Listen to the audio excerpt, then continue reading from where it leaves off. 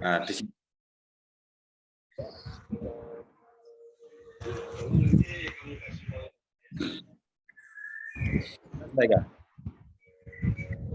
Lanjut. Nah, sehingga dari A1-nya itu dari A1, A2, A3 kita langsung aja ya. Kita global dari semua 2008 itu ketemu hasil 272,101 juta. Maka Maaf, dari Bang, itu diulang lagi Mas yang bagian ini. dari 2048 pohon itu kan ketemu 269 meter kubik. Nah, untuk A1 itu dengan harga 482.000. Dengan A2 733.000. Dengan A3 882.000. Sehingga total dari A1, A2, A3 itu ketemu pendapatannya 272,174,481 juta. Sehingga ini belum dipersentase Mbak Ika, dari persentase bagi hasil dengan perhutani 70-30. Nah, sehingga setelah kita pelajari dari hasil, ternyata di kawasan hutan itu banyak sekali pengeluarannya. Ini nanti belum pajak lain-lainnya. Sehingga harapan kami dengan adanya program P39 itu dulunya akan mudah, akan tetapi setelah kita ikut di dalam izinnya perhutani ini sangat sulit gitu loh. Sulitnya di situ ada yaitu tadi pengeluaran PSDH dan lain-lain. Sehingga setelah kalkulasi dari jumlah 2048 pohon, itu sharingnya ke perhutani aja 81.652,344 rupiah juta ya. Nah, sehingga dari 2048 pohon, petani itu hanya dapat 163.304,6089 juta. Sehingga bagaimana kita akan bisa mengembalikan fungsi hutan yang sesuai dengan aturan, yaitu 50% pokok kayu. Itu nanti petani akan susah, Mbak Ika. Karena apa? Satu, dari proses izin sulit. Dan yang kedua, kalau ini ikut perhutani ya, perhutani itu tidak mau dipotong biaya tanam, biaya perawatan, dan lain-lain. Sehingga cuma dapat dipotong biaya tebang angkut saja.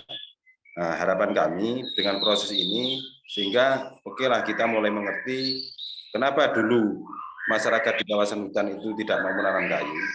Karena dari hasil inilah tidak sesuai yang diharapkan oleh masyarakat. Nah, harapan kami,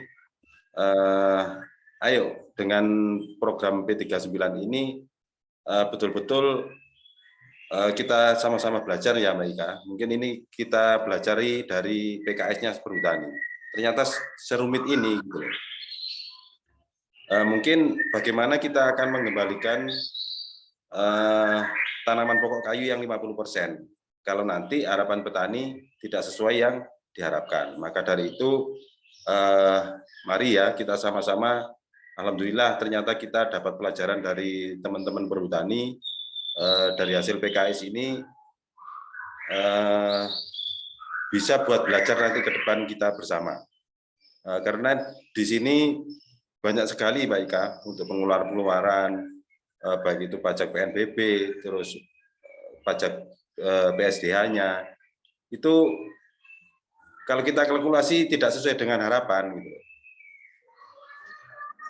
Ini saja dari 2.000 pohon, ini kurang lebih sekitar 2,5 hektar Mbak Ika. Itu petani mendapat 163 juta. Nah, bagaimana nanti kita ke depan mau menanam petani kalau prosesnya seperti ini gitu loh maksud saya. Nah, harapan kamu ayo dengan nanti ke transformasi ke KHDPK ini kita pelajari kenapa harus ada biaya PSDH, ada biaya pajak PNBP dan lain-lain. Ini biar kita carikan solusi bersama. apalagi dengan proses izin. Nah, proses izinnya ini nanti kalau kita sudah transformasi, mungkin ya aturan di kawasan hutan itu kalau kayu itu harus daftar ke SIPO, surat izin pengembangan hutan di kawasan hutan. Setelah itu nanti harus ada izin lagi yaitu GANIS terkait pengelolaannya di pengelolaan kayunya. Maka dari itu harapan kami ya kami setelah kita pelajari di PKS ini sangat susah Mbak Ika untuk mengembalikan kepercayaan masyarakat bagaimana mau menanam kayu.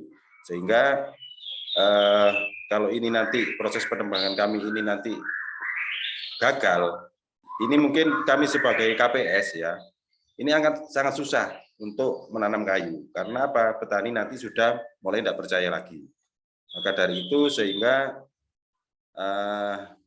mungkin dengan transformasi ini itu yang perlu kita jelaskan. Karena di PKS ini sebenarnya ada kelemahannya juga Mbak Ika, yang bagi hasil 70-30.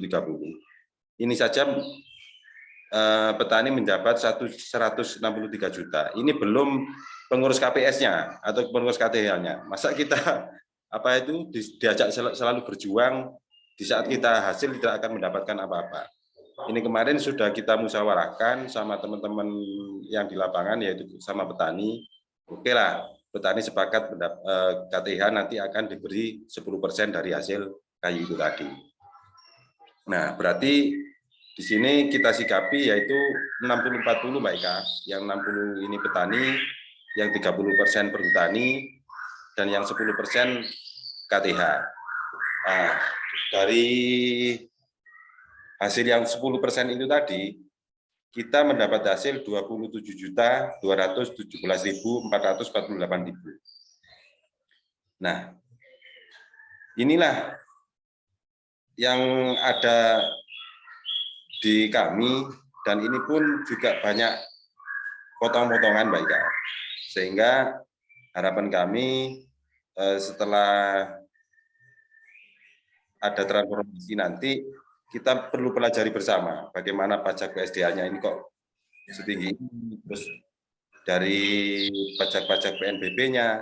Nah, ini tidak ada kendala nanti di masyarakat gitu loh. Sehingga harapan petani nanti ini akan sulit untuk kita mengajak menanam kayu. Padahal di situ di aturan jelas bahwa 50% harus tanaman pokok kayu yang di kawasan hutan produksi. Mungkin itu ya Mbak Ika, gambaran-gambaran dari kami. Tapi di PKS ini ada kelemahannya Mbak Ika.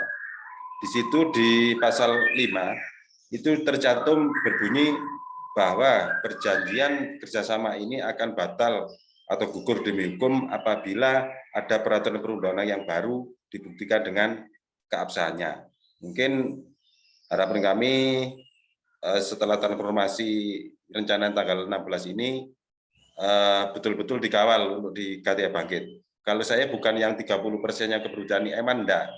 Akan tetapi bagaimana 30% ini bisa nanti dipotong lagi, yaitu dari biaya tanam. Biaya tanam saja di dalam per hektar itu kemarin sudah kita kalkulasi bersama petani, itu 10.580.000 per hektar ya Mbak Ika. Itu mulai dari bibit, terus penanaman, terus perawatan, dan pupuk. Itu 10.580.000 dalam per hektar.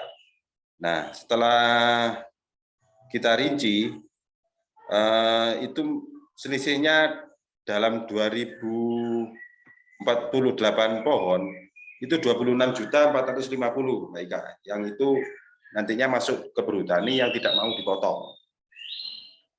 Sehingga perhutani itu hanya mau dipotong biaya terbang angkutnya saja. Nah, padahal di SK itu jelas, bagi hasil 70-30 dari hasil bersih. Nah, kemarin kita sudah sempat berargumen ya sama teman-teman perhutani di KPH Malang, bahwa perhutani itu tidak mau untuk dipotong biaya biaya tanam dan lain-lainnya. Mas Irut, maaf nyela, ini berarti Kulin KK ya, Kemitraan Kehutanan ya, bukan di PHPS ya, atau gimana? Bukan Bang, ini IPAPS. Oke, Akan tetapi oke. sampai penandaan batas dan lain-lainnya. Sehingga untuk keabsahannya belum ada. Sehingga petani ini karena sudah masa daur ya, itu sudah masa tebang karena sudah 6 tahun. Sehingga kalau tidak dipotong, ini nanti akan rancu juga di lapangan. Alah, saya tidak akan mau menanam sengon sehingga prosesnya penebangannya susah. Kenapa saya lakukan ini untuk kerjasama bermitra dengan perhutani? Biar di masyarakat itu, ini loh, kita sudah menanam ternyata sudah bisa panen. Gitu, Bang.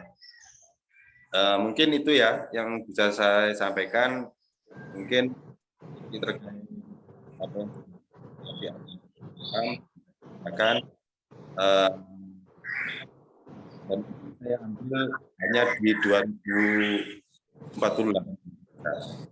Ya, kami kemarin mengajukan ini totalnya Mbak Ika itu 6.100.000. Saya rinci untuk 6.100 ton ini dari pendapat kotor itu 1.690,738,36. Nah, itu tinggal bersihnya setelah dipotong biaya tebang angkut, PSDH dan lain-lain itu 1 M 70 juta Mbak Ika. Sehingga itu yang lain-lain itu setelah dipotong pajak dan PSDH. Inilah pengeluaran yang banyak ini. Harapan saya ini kalau kita presentasikan di 30%-nya ya, yang ke perhutani itu 300 juta sekian Mbak Ika. Ini belum, kami sebagai pengurus ini belum mengambil, berarti sisa 700. Nah, 700 itulah kami kemarin kesepakatan meminta ke petani yaitu 1%. Pasti kita bukan bukan kita minta gaji atau dan lain-lainnya. Kalau saya menyadari lah, tapi bagi teman-teman yang lain nanti apakah mau kalau hanya untuk berjuang saja. Ini ya, mungkin yang saya pelajari dalam PKS bekerja sama dengan perhutani itu tadi, mungkin sudah jelas ya. Harapan kami, ayo Bang Roni sama-sama, mudah-mudahan tanggal 6 ini betul-betul bisa transformasi. Sehingga kita nanti kalau sudah transformasi, baru kita bisa mengurus izin legal lain untuk merebut yang 30% ini tadi agar kita masuk ke petani. Itu ya yang bisa saya sampaikan. Apabila mohon maaf, dan saya sebagai kapolres ya mohon petunjuk dan arahannya. Itulah proses kami izin tebang yang mengikuti aturannya petani. Terima kasih. Assalamualaikum warahmatullahi wabarakatuh. Waalaikumsalam warahmatullahi wabarakatuh. Terima kasih banyak Pak Irut. Luar biasa sekali cerita pengalamannya. Terutama dari pengalaman untuk merencanakan pemanenan dan juga bagi hasil dengan perhutani untuk tanaman kayu sengon ya. Walaupun sebenarnya mungkin yang belum banyak dieksplor adalah tanaman di lahan perhutanan sosial di luar yang kayu. Mungkin nanti kita dapat cerita dari Pak Sabtoyo sehingga kita bisa membandingkan apakah tanaman kayu itu harus menjadi prioritas dalam konteks pengelolaan perhutanan sosial atau jangan-jangan itu tidak harus menjadi tanaman utama, tetapi yang penting ada tanaman tegakan, kemudian justru hasil bisa dimanfaatkan dari hasil kegiatan yang non kayu supaya perhutanan sosial ini benar-benar bisa menjadi alternatif bagi peningkatan pendapatan, kemakmuran dan juga kesejahteraan masyarakat. Berkait dengan bagaimana administrasi kayu perizinan harus ada PSDA, tenaga teknis yang memang itu tidak murah untuk pengadaannya.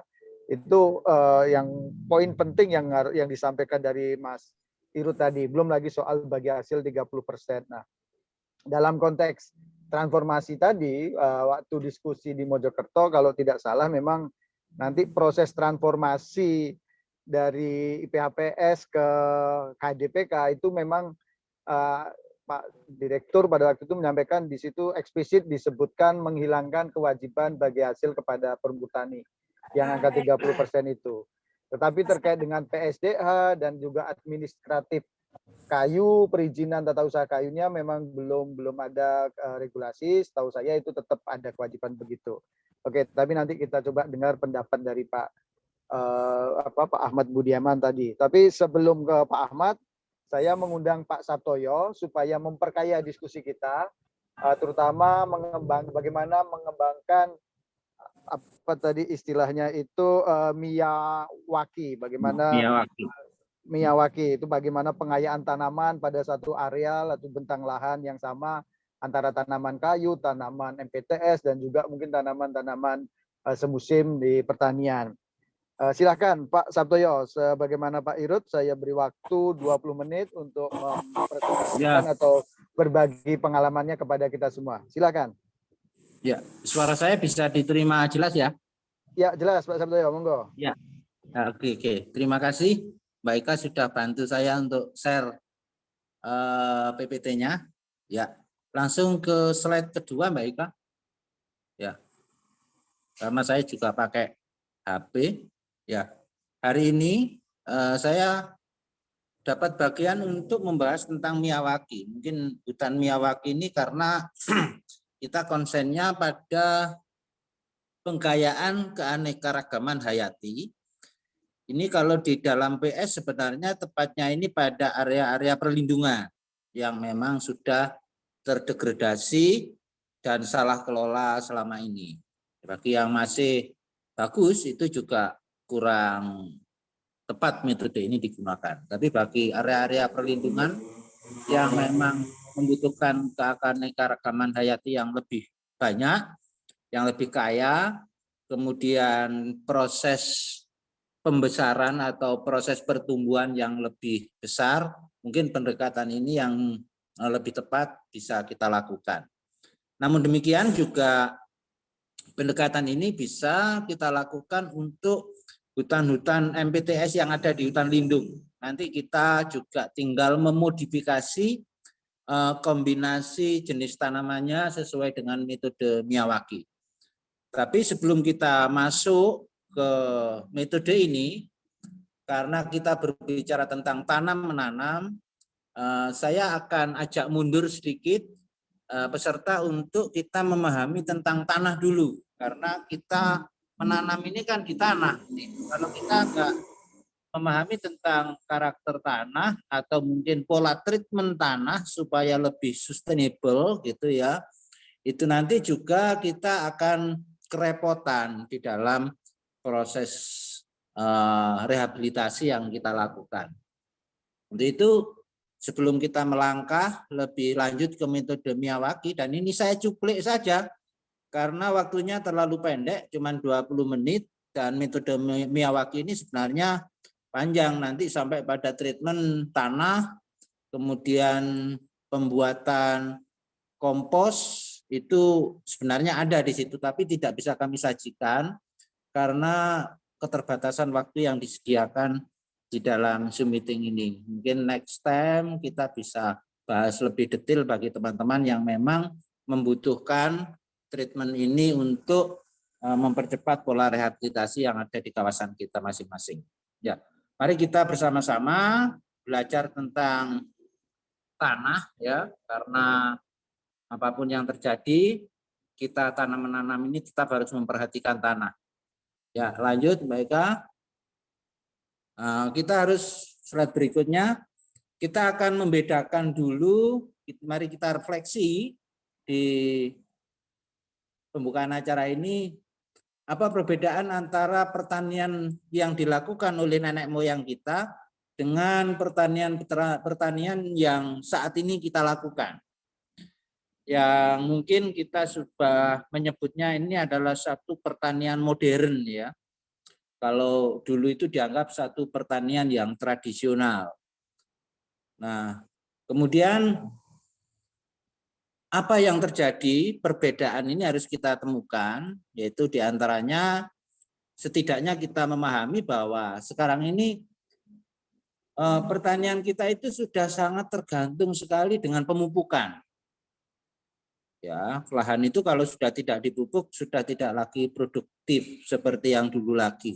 Nah, kenapa sih sebenarnya leluhur kita dulu bercocok tanam, bertani tanpa menggunakan pupuk pun tanaman itu juga bertumbuh dengan subur. Ini dulu yang harus kita cari permasalahannya. Kemudian pertanyaan berikutnya adalah apakah tanah kita hari ini sehat?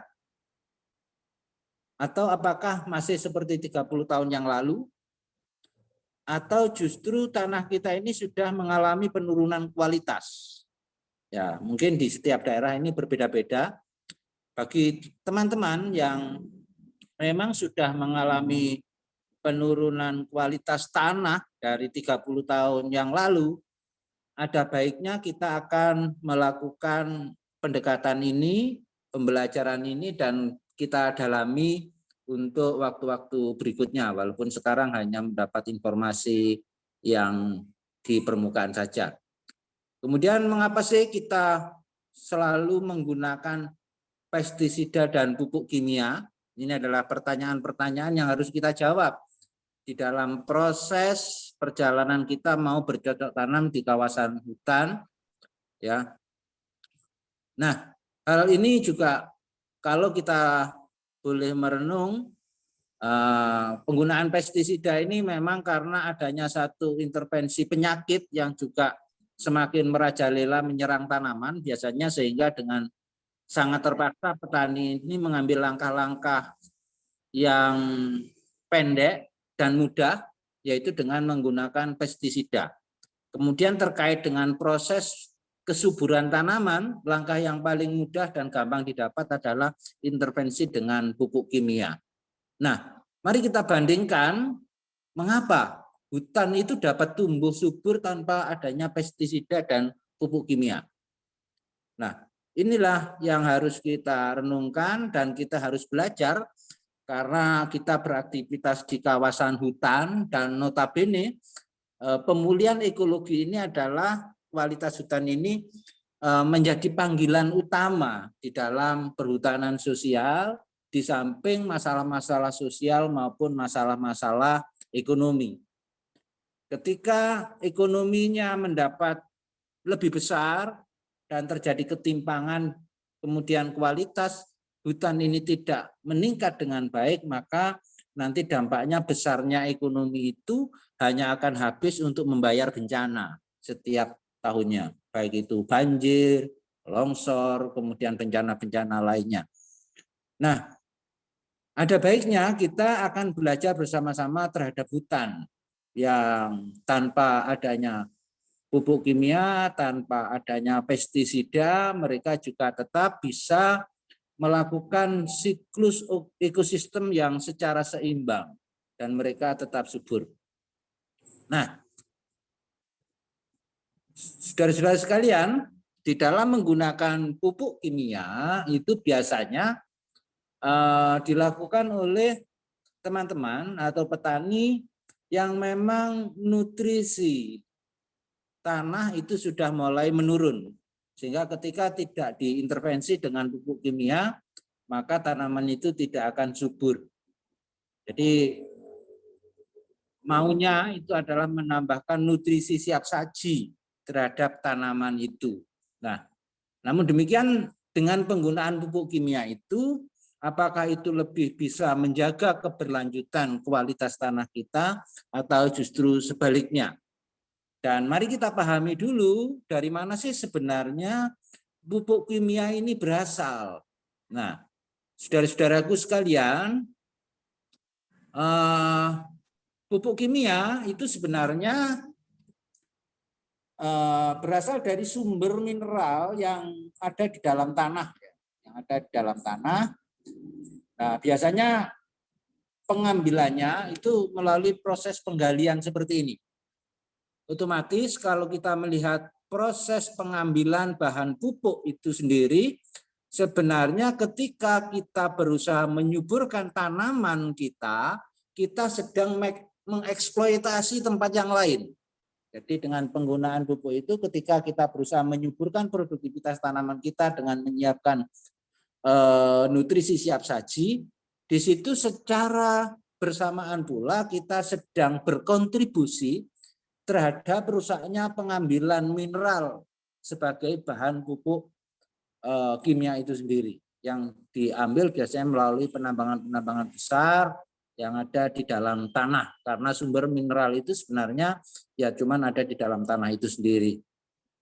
Nah, ini adalah gambar-gambar bagaimana penggalian atau eksploitasi sebuah lahan di dalam mengupayakan sebagai bahan pupuk kimia yang hari-hari kita pakai. Lah, tetapi mengapa sih kita tetap memerlukan pupuk kita memerlukan pupuk ya biasanya agar tanaman kita tumbuh lebih baik ya, maka perlu diintervensi itu. Kemudian kenapa tanaman tidak dapat langsung mengambil nutrisi dari tanah? Nah, sedangkan mereka memerlukan bantuan.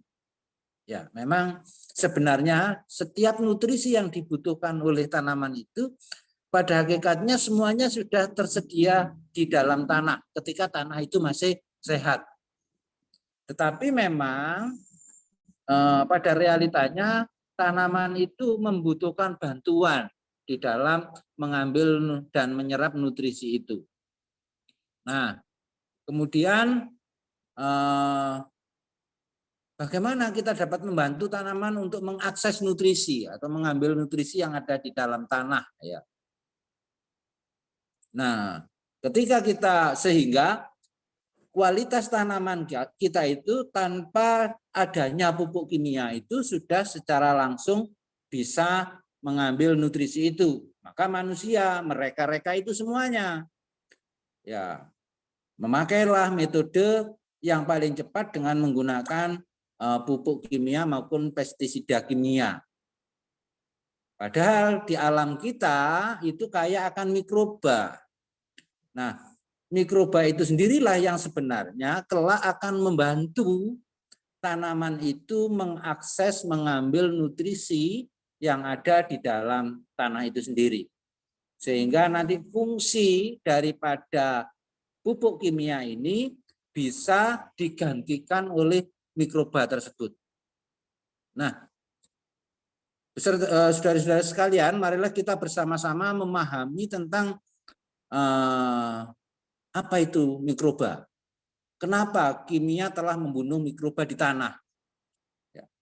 Ketika kita memberikan pestisida dan memberikan pupuk kimia secara berlebihan, dengan harapan tanaman kita itu akan menjadi lebih subur dan produktif, ketika semua residu daripada pupuk kimia itu tidak semuanya bisa terurai di tanah, maka pupuk kimia dan pestisida ini akan menyebabkan mikroba yang ada di dalam tanah itu untuk sementara biasanya pergi. Dia akan mencari perlindungan di tempat yang steril. Tapi kalau semua tempat itu sudah menggunakan metode yang sama dengan intervensi pupuk kimia dan pestisida yang berlebihan pula, maka mereka akan mati. Ya, mereka akan mati mikroba itu. Sehingga kalau kita membuat siklus kehidupan itu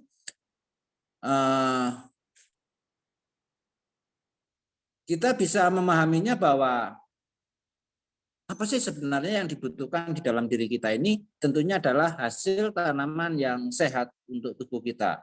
Kalau hasil tanaman yang sehat, tentunya kita juga butuh kualitas tanah yang sehat, mikroba yang sehat, kemudian juga dengan pola tanam yang sehat pula. Nah, jika kita mengembalikan mikroba ke tanah, kita tidak perlu lagi mengeluarkan uang untuk pupuk atau pestisida. Karena di dalam tanah itu sudah ada siklus ekosistem yang memberikan kesuburan maupun imunitas daripada tanaman itu sendiri. Sehingga tidak perlu, ketika mereka menghadapi intervensi hama, serangan hama, mereka sudah mampu melawannya dengan kekebalan yang dia dapatkan sendiri. Nah, pertanyaannya, apakah mikroba itu bukan sesuatu yang buruk? Ya. Maka kita harus kembali mengenali lagi keberadaan mikroba yang ada di dalam tanah. Ya. Mikroba itu pada dasarnya terbagi menjadi 3 golongan. Jadi mikroba yang baik itu adanya, besarnya itu adalah, ini dalam kondisi tanah yang normal ya, atau tanah yang sehat itu. Tanah yang sehat itu mikroba baik itu ada 25%.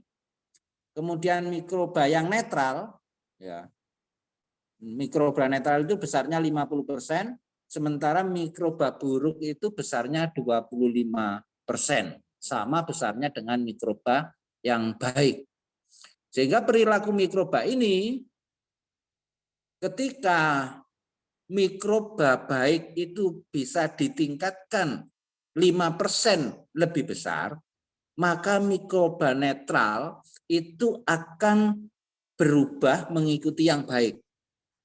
Dan sebaliknya, ketika mikroba buruk itu yang meningkat 5%, maka mikroba netral ini akan menjadi buruk, sehingga mikroba buruknya akan menjadi 75%.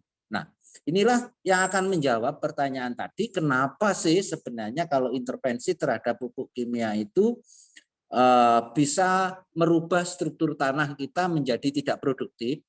Ya, nah itu permasalahannya di samping mikroba itu pergi atau mereka mati, kalau toh tidak pergi atau mati, mikroba yang buruk itu karena intervensi residu dari kimia dan yang berasal dari pestisida dan pupuk kimia tadi, maka akan menjadi buruk.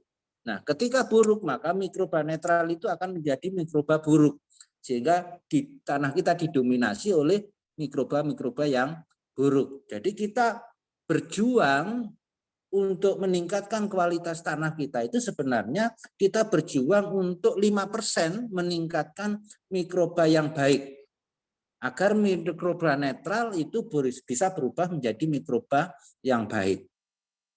Ya, jadi ketika kita, permasalahannya kita bukan mempertarungkan atau memusnahkan mikroba yang buruk, tetapi kita berusaha menambah nutrisi bagi mikroba yang baik supaya mereka bisa naik 5% dan mikroba netral bisa berubah menjadi mikroba baik. Ketika kondisi seperti itu, maka kualitas tanah kita akan membaik. Sehingga nanti komposisinya, ketika kita membantu yang baik, bukan melawan yang buruk, yang netral akan menjadi baik. Sehingga komposisi bakteri kita akan baik 30, 50 akan netral, 20 akan buruk, dan otomatis nanti yang 50 ini akan berubah menjadi mikroba yang baik dengan komposisi 80 yang baik dan 20 yang buruk. Nah, apa sih jenis mikroba yang ada di dalam tanah kita? Sebenarnya di situ terbagi menjadi 2, di antaranya adalah bakteri dan jamur ya. Jamur. Kemudian cara kerja mikroba seperti itu. Jadi di mana ada sumber material yang ada di dalam tanah kita itu biasanya ada di batu, ya. Berada di batu, kemudian mikroba itu akan berada di sekeliling batu itu dan menyebar ke beberapa tanah kita yang dirasa mereka aman. Kemudian dari situlah mereka akan memproduksi, mengambil mineral itu sebagai makanannya. Dan kemudian mereka akan membuang air besarnya, membuang air, nah, atau mereka akan berak dan kencing di situ. Nah, kencing dan beraknya mikroba inilah yang disebut dengan mineral terlarut. Ya, mungkin ke berikutnya, Mbak. Nah, ini menjadi mineral terlarut. Nah, mineral terlarut inilah sebenarnya nutrisi siap saji yang akan menjadi nutrisi penyubur maupun peningkat imunitas daripada tanaman itu. Sedangkan rantai makanan mikroba, jadi antara tumbuhan mikroba itu sebenarnya terjadi simbiosis mutualisme. itu ada siklus ekosistem, termasuk adanya sinar matahari seperti yang ada di slide ini. Nanti bagi yang ingin mendalami kita akan dalami ya lebih lanjut. Ya, next, kemudian bagaimana mikroba berinteraksi dengan tanaman? Bakteri dan jamur membutuhkan jenis makanan lain dan mereka mendapatkan dari tumbuhan. Jadi apa yang diproduksi oleh tumbuhan itu sebenarnya menjadi makanan dari mikroba itu sendiri. Di antaranya pada slide berikutnya itu bisa kita lihat sebuah tanaman membutuhkan lebih dari gula untuk bertahan hidup dan perlu mendapat nutrisi juga. Ini ada sebuah siklus di mana sinar matahari ketika menyinari tumbuhan itu mereka akan menyerap mengeluarkan karbon ya. Kemudian mereka akan menyerap karbon dan mengeluarkan oksigen dan gula. Kemudian mereka juga membutuhkan air. Nah, untuk tanaman membutuhkan untuk agar tanaman itu tetap bisa bertahan survive dan hidup. Ini adalah siklus di dalam tumbuhan berikutnya. Slide berikutnya, Mbak. Nah, ini adalah hubungan tanaman dengan mikroba itu seperti alfamat atau indomat ya. Jadi di mana bakteri dan jamur membutuhkan gula. Gula itu dikeluarkan oleh tanaman ketika mendapatkan sinar matahari. Kemudian tanaman membutuhkan nutrisi mineral siap saji yang dihasilkan dari mikroba setelah memakan gula yang diproduksi oleh tanaman tadi. Mereka akan kemudian juga mineral yang ada di dalam tanah, kemudian mereka akan berak, dan dari berak dan kencingnya mereka itulah nanti akan menjadi mineral siap saji yang dibutuhkan oleh tanaman kita untuk semakin lebih subur. Nah, manusia mendapatkan nutrisi dari tumbuhan, tanaman mendapatkan nutrisi dari tanah. Artinya manusia mendapatkan 100% nutrisinya itu dari tanah. Ketika tanah kita itu sehat, maka manusia akan sehat. Tapi ketika tanah kita nggak sehat, maka manusia itu pasti semakin menurun kesehatannya. Nah, ini adalah slide berikutnya, kondisi yang membantu mikroba baik menang. Ya, ini langkah-langkah yang bisa kita lakukan. Lanjut, Mbak Ika. Ya, langkah pertama yang paling penting adalah membawa mikroba itu kembali. Nah, mengembalikan mikroba itu seperti apa? Nanti bisa diintervensi dengan cara-cara pengembangan. Kita ambilkan mikroba di sebelah sekitaran lahan kita yang masih bagus gitu ya. Nanti kita kembangkan, kemudian kita tabur ke tanah ketika sore hari. Jadi biasanya kita percik dulu sebelum lahan itu diolah. Kemudian juga menggunakan kompos. Nah, ini adalah langkah-langkah untuk kita mengembalikan mikroba. Kemudian langkah kedua, buat rumah yang baik untuk mikroba, yaitu dengan menggunakan mulsa dan air bersih untuk menyiram tanaman kita. Kemudian buatlah mulsa bagi tanaman kita, tapi mulsa dalam hal ini bukan mulsa plastik ya yang digunakan, tapi mulsa organik yang bisa kita dapatkan dari daun-daun kering yang ada di sekitaran lahan kita. Ini digunakan untuk mulsa. Disitulah akan menjadi rumah mikroba yang sehat. Nah, kondisi yang membantu mikroba buruk menang itu yaitu langkah 1 itu menggunakan pestisida dan pupuk kimia. Nah, apalagi berlebihan kalau mau mengembangkan mikroba buruk pakai itu ya. Kemudian kondisi yang membantu mikroba buruk menang yaitu mengolah tanah. Jadi sebenarnya tanah itu tidak seharusnya setiap habis panen dicangkul, mau tanam cangkul lagi. Tidak seperti itu perlakuan tanah. Ya, perlakuan tanah yang baik kita mencangkul cukup 1 kali saja. Kemudian setelah itu kita tinggal merawat mikroba yang ada di dalam tanah itu. Kita kembali kepada slide berikutnya. Apa itu sih sebenarnya metode Miyawaki itu? Nah, Metode Miyawaki itu satu metode yang dikembangkan oleh ahli botani yang bernama Akira Miyawaki ya, dari Jepang pada tahun 1970-an. Sebenarnya sudah lama metode ini. Saat itu ia menyadari bahwa hutan di negaranya itu cepat terbakar dan juga memiliki banyak kelemahan lain seperti intervensi cuaca yang tidak menentu dan lain sebagainya.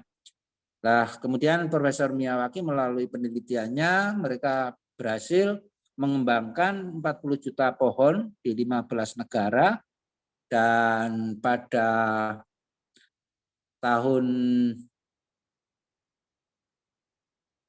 2004 kalau nggak salah, 2006 ya, ia memenangkan Blue Planet Prize yang kemudian menjadi hadiah Nobel untuk lingkungan bagi Profesor Miyawaki. Nah, bagaimana di Indonesia masih belum banyak yang tahu tentang metode Miyawaki ini, tapi kami sudah mempelajarinya di beberapa tempat ya. Di Bali yang dikembangkan oleh Yayasan Jumlo, kami juga sempat belajar. Kemudian juga kami sudah menerapkan itu di KTH Bakti Alam Lestari untuk kawasan perlindungan. Itu kami banyak menggunakan metode Miyawaki ini untuk proses rehabilitasi kawasan lindung, di mana dengan metode ini pertumbuhan pohon yang kita tanam dalam satu rangkaian ekosistem yang padat gitu ya. Saya biasanya mengisi dalam 1 meter persegi itu 4 tanaman, 4 pohon dalam 1 meter persegi itu mengalami satu percepatan pertumbuhan 10 kali lebih besar, lebih cepat. Ibarat kalau pohon kita ukurannya usia 30 tahun itu bisa ditempuh dalam waktu 3 tahun, atau 100 tahun bisa ditempuh dengan 10 tahun dengan metode ini. Kemudian kita akan mendapatkan kekayaan keanekaragaman hayati itu 100 kali lebih kaya daripada kita menggunakan metode konvensional. Kemudian tanaman itu akan 30 kali lebih padat daripada kita menggunakan metode konvensional. Pada dasarnya hutan Miyawaki ini bebas pemeliharaan. Nah, ini contoh-contoh. Ya, ini yang sebelah kiri saya itu adalah konvensional, yang sebelah kanan itu adalah menggunakan metode Miyawaki. Ya, lanjut Mbak. Hutan yang berusia 6 bulan, ditanam dalam usia 6 bulan, sudah seperti ini. Ini ketika berumur 1 hari, yang bawahnya itu. Next, nah, ini baru tanam usia 1 hari. Nah, yang atasnya, nah, lanjut Mbak. Nah, ini berusia 1 bulan. Nah, kemudian langkah-langkah yang harus kita lakukan apa sih sebenarnya dalam membuat hutan Miyawaki ini? Pertama, kita melakukan penilaian situs ya, atau identifikasi. Apakah lahan yang akan kita kerjakan itu sebelumnya adalah hutan? Kemudian apakah sinar matahari langsung minimal 7 jam dalam sehari? Apakah ada akses air bersih? Apakah bebas pipa dan kabel listrik? Apakah tidak ada kondisi tergenang air? Ya. Kemudian kalau memang itu sudah memenuhi syarat itu, kemudian ini bisa kita tetapkan menjadi situs yang bisa kita kembangkan untuk Miyawaki Forest. Lalu kita membersihkan area gulma dan rumput, itu kita bersihkan. Kemudian langkah kedua itu adalah survei vegetasi. Jadi vegetasi apa saja yang pernah ada di tempat itu. Nah, ini setelah kita survei, ini hasil surveinya. Minimal nanti kita harus menemukan, kita bagi dalam 4 kategori ya, yaitu pohon kanopi, itu adalah pohon yang berkanopi besar. Kemudian berpohon besar, berkanopi sedang, kemudian perdu dan semak dengan komposisi seperti yang ada di slide. Kanopi itu 15-20%, pohon 40-50%, perdu 25-30%, semak 8-12%. Nah, itu kita bisa identifikasi dari cerita masyarakat dulu di situ ada apa saja. Itu nanti kita bisa klasifikasikan di situ. Kemudian selanjutnya kalau kita sudah bisa menetapkan itu, kita tinggal membuat desain.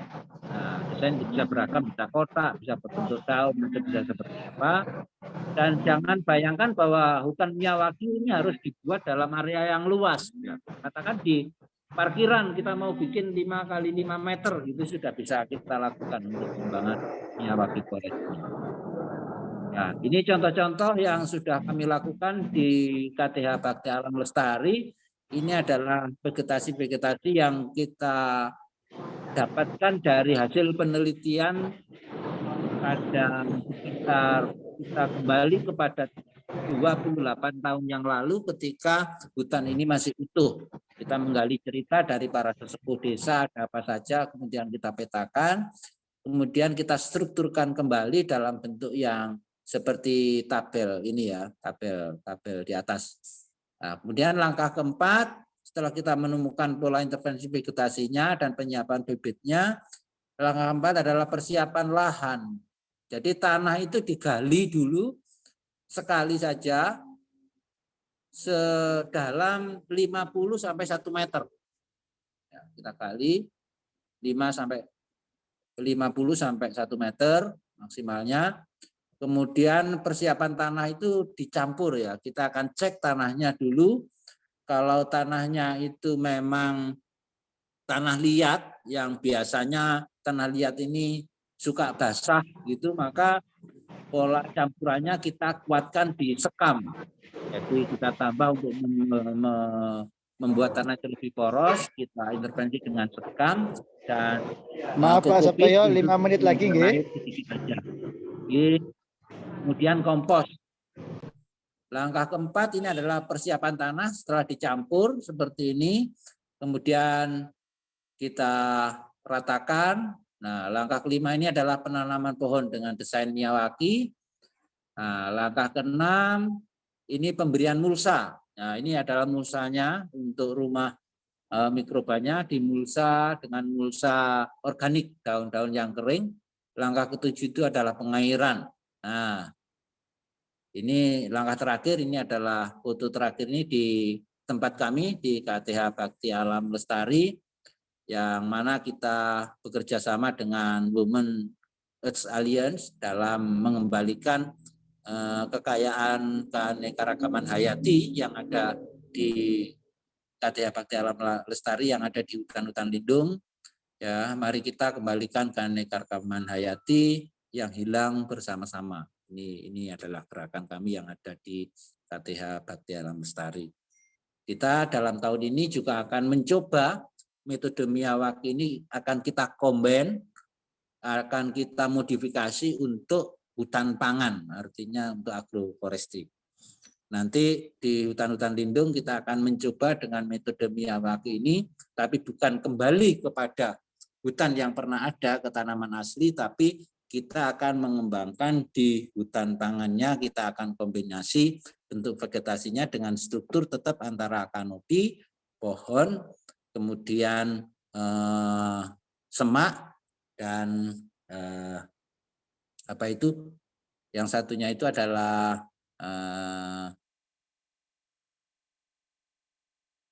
perdu. Perdu ya. Ya, perdu.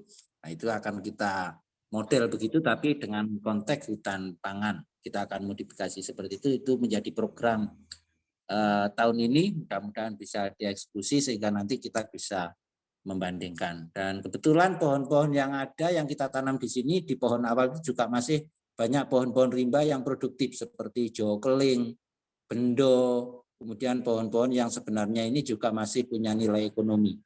Jawa keling itu kalau di sini adalah tanaman kanopi, di mana sampai hari ini itu per kilonya masih antara 15 sampai 25.000. Itu masih bisa kita nanti harapkan bisa menjadi lahan yang produktif. Saya rasa itu yang bisa saya sampaikan tentang metode Miyawaki dan bagaimana kita merawat tanah di dalam proses kita penggarapan lahan ini. Kemudian kita juga menduplikasi bagaimana perilaku hutan itu pada perilaku pertanian agroforestry yang akan kita lakukan di lahan kita.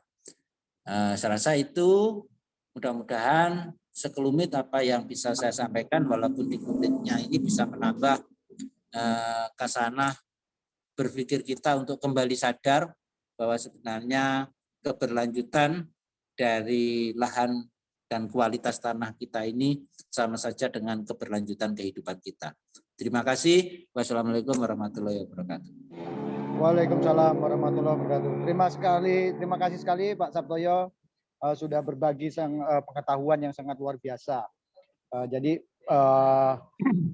poin pentingnya adalah bagaimana kemudian kita menghidupkan kembali tanah, kemudian juga bagaimana kita memadukan antara tanaman-tanaman strata tajuk tinggi, kemudian menengah, perdu, sampai kemudian memanfaatkan tanaman-tanaman lantai gitu, tanaman bawah. Luar biasa sekali pengetahuan yang dibagikan oleh Pak Sabtoyo. Baik, selanjutnya saya undang Pak Dr. Ahmad Budiaman dari IPB University untuk berbagi tentang teknik pemanenan di hutan rakyat. Mudah-mudahan ini juga bisa memberikan atau memperkaya.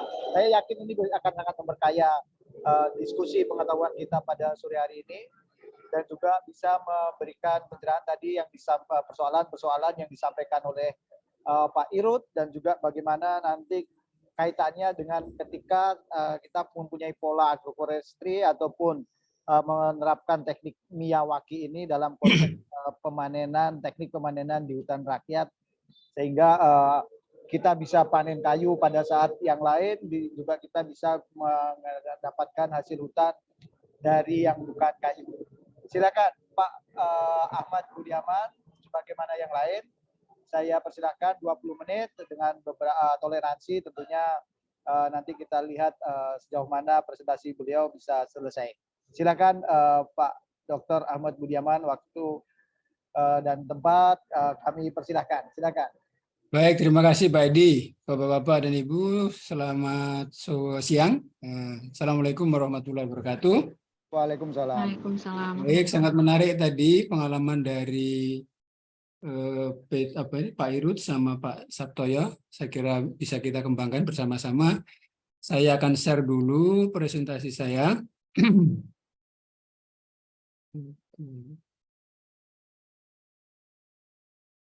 Baik, apakah bisa dilihat?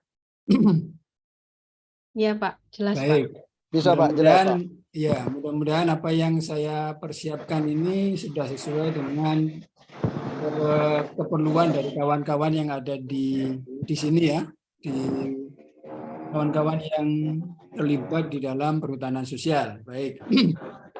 Saya kira sekilas saya ingin dulu merefreshing kepada terminologi dulu biar paham semua bahwa kegiatan pemanenan hutan adalah istilah teknis yang digunakan yang mencakup semua operasi parsial mulai dari penebangan hingga sampai ke pengangkutan kayu. Di mana di antara kegiatan itu masih banyak beberapa kegiatan yang lain, misalnya seperti pembagian batang, pengulitan, penyaratan, dan seterusnya. Ini untuk merefreshing lagi aja. Nah, kemudian dikenal juga adanya teknik pemanenan. Jadi teknik pemanenan pada intinya adalah cara praktis dalam melakukan pemanenan hutan dengan benar, ya, yang mencakup masalah juga di dalamnya seperangkat aturan. Jadi yang sudah saya oleh Pak Edi itu mengenai SWLK itu adalah masuk di sini itu. Ya, jadi seperangkat aturan itu juga termasuk di dalamnya adalah SWLK, kemudian juga misalnya saya tidak tahu kalau teman-teman yang di sini apakah juga membuat misalnya begitu rencana karyanya seperti itu adalah seperangkat aturannya. Ya, kemudian di situ ada bagaimana kegiatan itu dilakukan, bagaimana modus operasinya. Di situ juga bagaimana yang tadi masalah garnis segala macam memang terkait di situ. Ada masalah-masalah keterampilan. Apakah orang yang bekerja di situ sesuai dengan pekerjaan yang dikerjakan di situ. Dan juga terkait dengan masalah tingkat mekanisasi, yaitu peralatan-peralatan yang digunakan di dalam melakukan kegiatan pemanenan, baik mulai yang dari manual sampai yang otomatis. Itu adalah teknik pemanenan hutan. Ya. Nah, Yang dikatakan operasi parsial dalam pemanenan hutan itu kita kenal kalau dalam kuliah itu namanya tahapan pemanenan, yang meliputi kegiatan penebangan, ya, pembersihan cabang, pembagian batang, pengulitan, pengumpulan, pembuatan chip juga masuk di situ, penyaratan dan juga pengangkutan.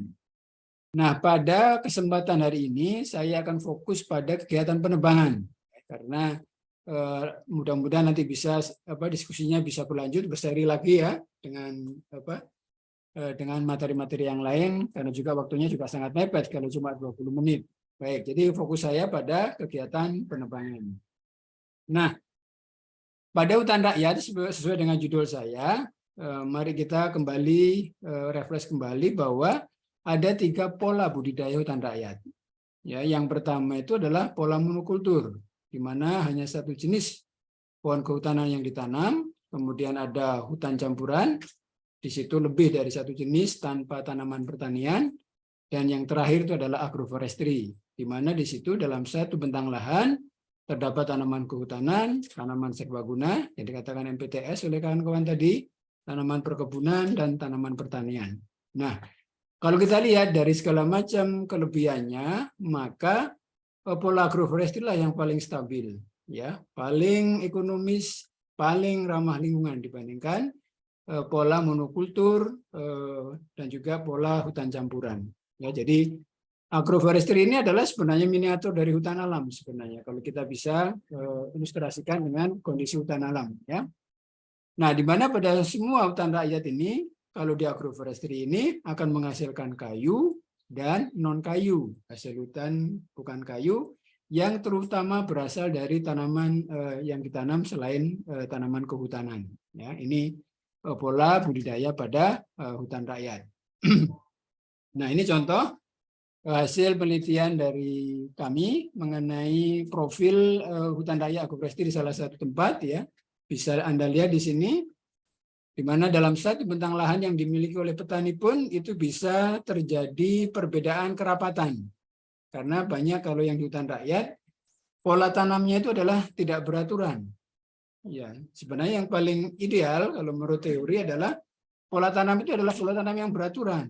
Karena di situ akan ada pengaturan space, ya, sehingga kompetisi akan bisa dibuat seimbang di situ jika dibandingkan dengan pola tanam yang tidak beraturan. Ini dalam satu bentang lahan saja itu ada yang sangat rapat, ya, ada yang sedang dan sangat jarang.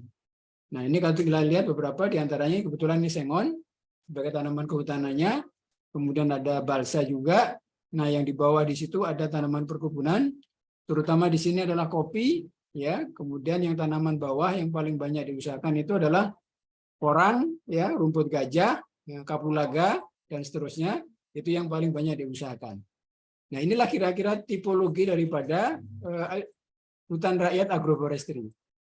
Nah, tentu kalau dengan kondisi seperti ini, bagaimana cara memanennya? Bagaimana cara menebangnya? Kalau kita menggunakan cara tebang konvensional dengan cara langsung menggunakan takik rebah, ya, kemudian pohon direbahkan, maka tidak akan mungkin itu akan terjadi pasti akan terjadi kerusakan terhadap tanaman-tanaman lain, ya, tanaman perkebunan, tanaman MPTS maupun tanaman pertanian, itu pasti akan rusak di situ. Ya, pasti akan rusak. Sama dengan tebang pilih yang ada di hutan alam. Ya, kalau kita menggunakan hutan tebang pilih pun juga masih ada yang kerusakan, apalagi dengan menggunakan tebang yang konvensional. Sehingga teknik penebangan pada hutan yang model seperti ini, yang dikatakan oleh Pak Sabtoyo tadi, sebenarnya itu adalah hutan-hutan dalam konteks yang lebih kompleks seperti ini, di mana ada strata tajuknya tadi. Ya, ada strata yang dikatakan kanopi yang paling atas, kemudian ada pohon dan segala macam, itu adalah strata tajuknya. Jadi akan membentuk seperti itu. Nah, yang seperti itu tidak bisa kita gunakan teknik penebangan yang konvensional. Harus menggunakan teknik penebangan yang sesuai dengan kondisi tapaknya. Nah, karakteristik pemanenan hutan rakyat itu dicirikan oleh beberapa hal. Ya, yang pertama misalnya di situ adalah volume kayu yang ditebang persatuan luas kecil. Ya, paling 1 hektar ataupun ya hanya sedikit lah, tidak banyak di situ. Kemudian diameter kayu yang ditebang juga kecil, bahkan untuk sengon saja 10 cm sudah ditebang, dan itu juga sudah ada yang mau untuk membelinya. Kemudian yang terjadi di hutan rakyat adalah tebang butuh. Jadi kita akan menebang pohon jika masyarakat butuh duit. Ya, kalau tidak ada butuh duit, itu akan sulit mereka mau menebang atau mengeluarkan kayunya dari hak miliknya itu. Nah, kemudian area tebangnya terpencar-pencar dalam bentuk luasan-luasan yang kecil, sehingga secara ekonomis kalau membuat perencanaan ini agak sulit itu kalau ingin jadikan menjadi satu agar biayanya tidak menjadi besar, ya.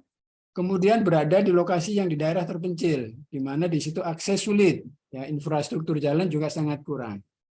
Nah, dengan demikian maka sistemnya pemanenan yang paling sesuai adalah yang pertama tentu masalah biaya, adalah biaya yang paling murah. Kemudian karena berada dalam daerah yang remote, yang daerah jauh, maka yang padat karya. Kemudian di situ juga menggunakan teknologi dasar. Tidak perlu bahwa pada hutan rakyat atau tadi nanti ada beberapa perhutanan sosial harus menggunakan high teknologi, nggak perlu di situ. Ya. Kemudian memanfaatkan sumber daya yang ada. Ya. Masyarakat Indonesia itu sangat kreatif. Ya. Tinggal kreativitasnya itu tinggal kita poles saja. Kita tambahkan misalnya aspek keselamatan lingkungan, kita masukkan lagi aspek mengenai keselamatan kerja. Sebenarnya itu akan menjadi sesuatu yang sangat lebih baik dibandingkan kalau kita harus menggunakan peralatan-peralatan yang sudah dibuat oleh orang di luar sana yang harganya terlalu mahal dan belum tentu sesuai untuk kondisi kita. Dan yang terakhir tentu harus ramah lingkungan. Nah, bagaimana ini? Dengan tuntutan yang seperti ini, bisakah ini dicarikan solusinya? Nah, kami sudah meneliti, jadi ada satu teknik yang menarik, ini sudah banyak dikerjakan di beberapa tempat, yaitu teknik penebangan menggunakan bantuan tali. Ya, jadi tali itu bisa tali rami, ya, bisa berasal dari tali dari sintetik, ya, atau maupun juga bisa dari tali webbling, ya. Tali webbling itu yang digunakan untuk orang yang membuat tempat tidur gantung itu kalau kita bercamping, nah itu juga bisa digunakan seperti itu, atau menggunakan tali kawat. Ya, jadi macam-macam tali. Nah, tali itu digunakan dalam pemanenan, terutama di penebangan. Yang pertama itu digunakan untuk menurunkan batang, di mana kegiatan pemanennya itu dilakukan dengan cara sistem segmentasi. Ya, misalnya bagian atas dulu dipotong, beberapa cabangnya dipotong, hasil kayunya diturunkan dengan tali, dan seterusnya sampai ke bawah. Inilah teknik penebangan yang dilakukan di daerah pemukiman biasanya. Ya, di mana di antara rumah ada pohon besar, tidak mungkin itu akan ditebang dengan menggunakan tangkai rebah, nggak mungkin. Biasanya menggunakan teknik segmentasi itu, jadi per segmen ditebang, atas dulu ke bawah dan seterusnya ke bawah. Kemudian yang kedua, digunakan juga tali itu untuk merebahkan pohon yang ditebang yang menyangkut ke tanaman yang lain. Biasanya ditarik ke kanan atau ke kiri. Nah, itu ya penggunaan tali. Nah, yang ketiga ini yang menarik, bahwa tali itu digunakan untuk menyangga. Ya, jadi untuk menyangga pohon yang ditebang. Jadi sengaja pohon itu adalah disangkutkan. Ya, ibarat kita membuat tali jemuran begitu. Ya, jadi membuat tali jemuran, nanti pohon yang ditebang itu diarahkan ke situ. Ya, itu adalah sistem yang banyak, juga teknik yang banyak digunakan di masyarakat, di hutan rakyat. Ya, di beberapa wilayah Jawa Timur dan juga ada di Jawa Tengah sudah menggunakan teknik ini. Ya, menggunakan tali yang dibentangkan. Kemudian, nah seperti ini, ya. Jadi ini pohon penyangga, dipilih pohon yang kuat yang ada di situ, yang biasanya nanti tidak ditebang itu. Biasanya adalah pohon-pohon yang tidak ditebang, kemudian dipasang tali. Nah, di mana tali di sini diikat oleh satu orang, kemudian dibentangkan. Ini diikat kurang lebih tergantung ketinggian pohon yang ditebang, ya. Kebetulan di lapangan kemarin yang kita teliti, ini adalah ditegakkan sengon. Itu dipasang pada ketinggian 10 meter dari permukaan tanah. Ya, di sini talinya dikencangkan, kemudian di sini dikendorkan, ditahan oleh 2 orang di sini. Ya, ditahan. Jadi untuk menjaga kelenturan daripada bentangan ini pada saat nanti pohonnya direbahkan ke situ. Ya, jadi ini sebelum penebangan dilakukan kegiatan pemasangan seperti ini. Ya, jadi pemasangan talinya. Nah, kemudian setelah itu, semua pohon yang akan ditebang di situ, baik yang ada di sebelah sisi, katakanlah sisi depan, atau sisi belakang daripada tali itu semua harus direbahkan ke tali ini. Harus direbahkan ke sini. Sehingga mereka akan menyangkut. Tapi tidak boleh bersama-sama. Satu rebah, ya, pohon yang rebah sudah, dimulai proses pembagian batang. Dan kemudian secara perlahan-lahan talinya diturunkan sehingga menyentuh tanah dengan beban yang lebih sedikit. Ya, bahkan sebelum menyentuh tanah, cabang-cabang ini bisa dibersihkan sehingga tidak menimpa pada tanaman yang di bawahnya. Ya, sehingga secara otomatis kalau sudah mulai ringan, tali dikendurkan, maka pohon yang ditebang tadi akan jatuh ke tanah tanpa menimbulkan kerusakan yang signifikan terhadap tanaman-tanaman MPTS, tanaman pertanian maupun tanaman yang ada di situ. Ya, satu persatu dan seterusnya hingga semua pohon yang ditebang itu yang ada di sini yang akan ditebang selesai dikerjakan. Nah, satu bentangan tali ini kita sebutnya sebagai satu setting. Satu setting di lapangan itu biasanya digunakan untuk menebang 6-8 pohon. Itu namanya satu setting. Ya, jadi satu setting itu melayani 6-8 pohon. Kalau sudah selesai, talinya dilepas, pindah lagi ke tempat yang lain, di mana pohon yang lain akan ditebang. Nah, ini adalah teknik bantuan yang menyangga pohon yang rebah. Ya. Nah, seperti ini. Jadi kalau pada sudah ditebang, pohonnya dibiarkan seperti ini. Ya, kalau memang di bawahnya ini tadi masuk dalam kerapatan yang jarang, ini bisa secara langsung diturunkan perlahan-lahan. Tapi teknik yang kita gunakan padahal seperti ini sudah dimulai pembagian batang untuk batang yang paling bawah. Itu dibagi dulu batangnya ini. Sehingga beban dia terhadap tali ini semakin kecil dan orang yang menahan ini tidak terlalu berat. Ya, setelah itu baru merasa ringan dan seterusnya baru kemudian talinya dikendorkan, maka pohon akan rebah di tanah tanpa menimbulkan kerusakan yang berarti terhadap tegakan sisa yang ada di dalam areal tersebut. Nah, ini penelitian yang kita lakukan kemarin, di mana diameter yang pohon yang kita tebang rata-ratanya adalah 20, di lokasi yang kedua 15, dengan tinggi bebas cabangnya sekitar 8,7 dan 5,52. Ya. Kemudian juga kita lihat bagaimana efektivitas daripada teknik tersebut. Kita menggunakan 4 indikator. Yang pertama itu disebut failing error. Failing error itu maksudnya kesalahan rebah. Jadi kalau pohon direbahkan ke arah yang sudah tentukan, apakah dia ke situ atau tidak? Kalau dia tidak ke situ, berarti namanya failing error. Jadi itu adalah failing error. Kemudian hang up. Hang up itu adalah menyangkut pada kondisi seperti ini. Pohon yang direbahkan tidak menyangkut di tali, tapi menyangkut di tanaman yang lainnya. Itu namanya hang up. Kemudian yang ketiga, namanya adalah barber chair atau unusan. Ini gambarnya di sini nih. Ini unusan, ini kemudian pohon yang menyangkut. Barber chair ini terjadi pada saat kesalahan di dalam merebahkan pohon. Ya. Misalnya pohon itu mempunyai arah rebah alami ke timur. Pada teknik ini bisa jadi mungkin dia harus diarahkan ke barat, sehingga dipaksa dia menuju ke barat. Nah, pemaksaan seperti itu bisa menimbulkan barber chair.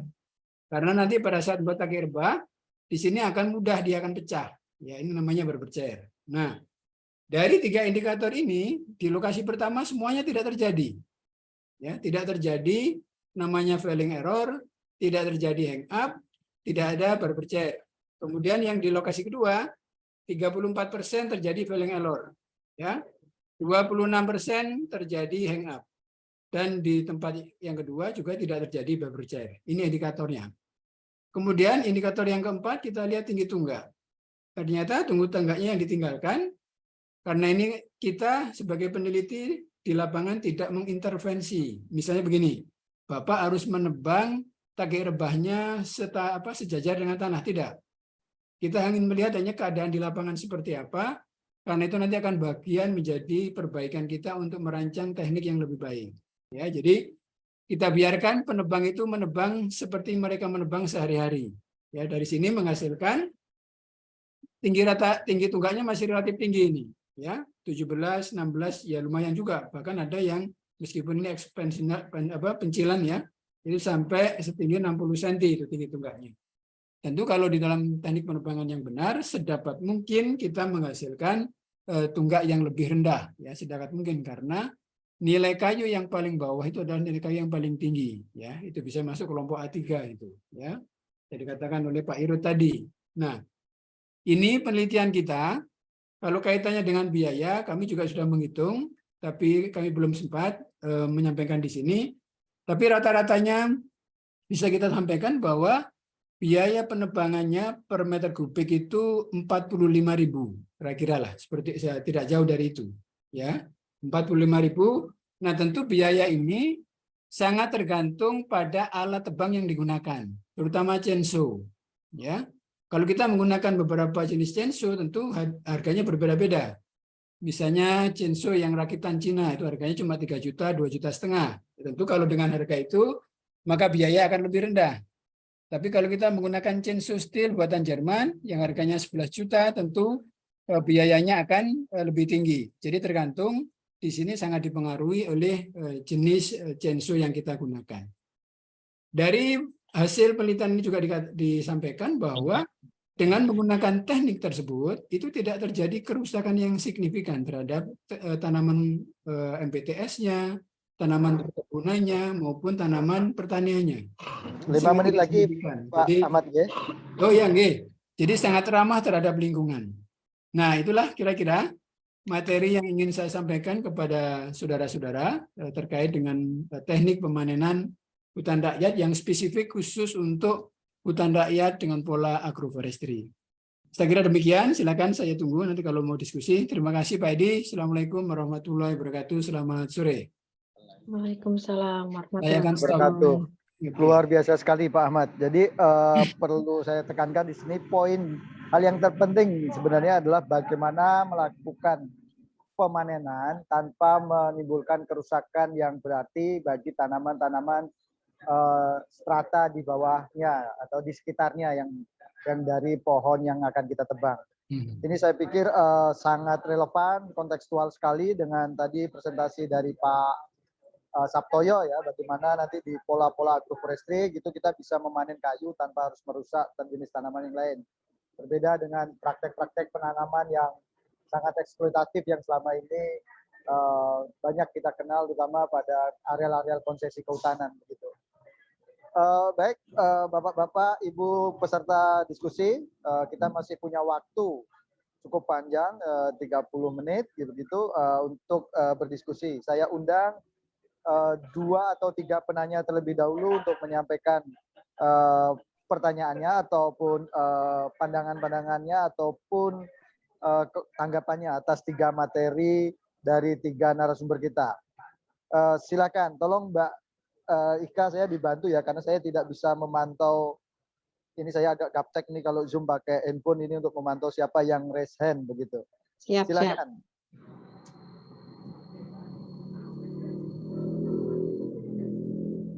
Silakan kalau ada diberikan kesempatan untuk membuka mic-nya.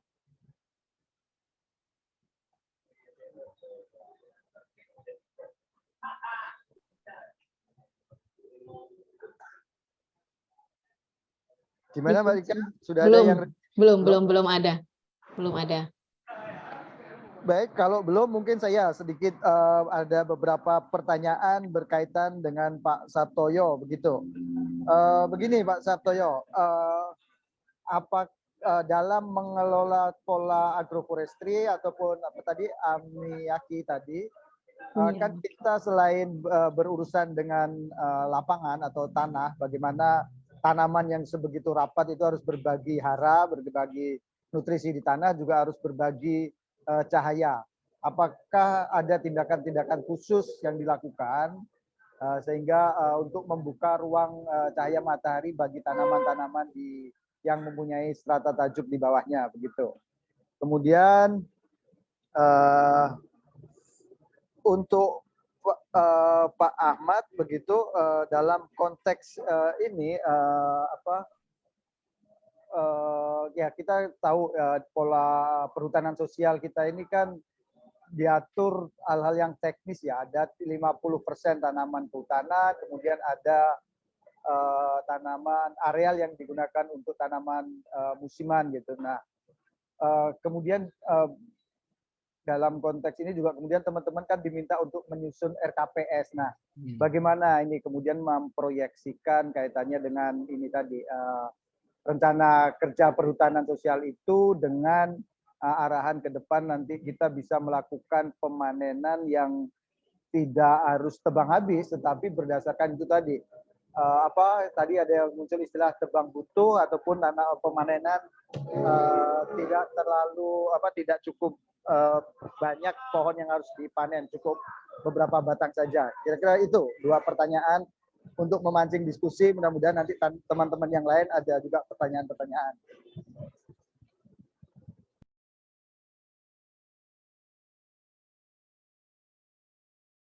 Dipersilahkan Pak Dr. Ahmad. Pak Sabtoyo dulu atau silakan? Oh, Pak Sabtoyo. Ya. Ini saya dulu ya. Oke, monggo. Oke, monggo Pak Sabtoyo. Iya. Terima kasih Mas Edi untuk pertanyaannya.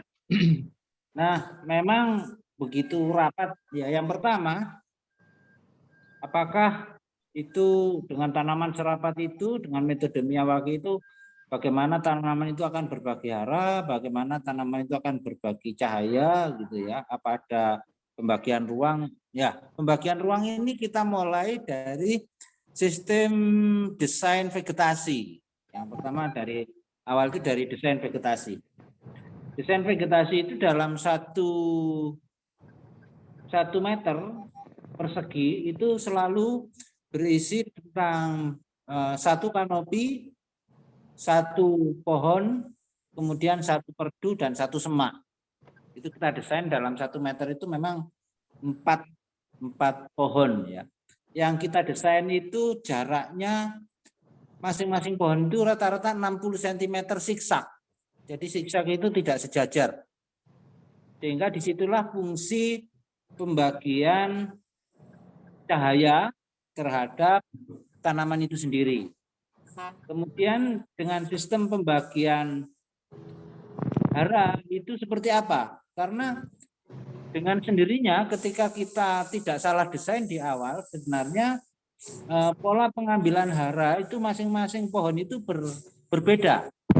Katakan pohon kanopi ini akan mengambil mendalam dulu. Kemudian setelah mendalam, baru mereka mengambil melebar.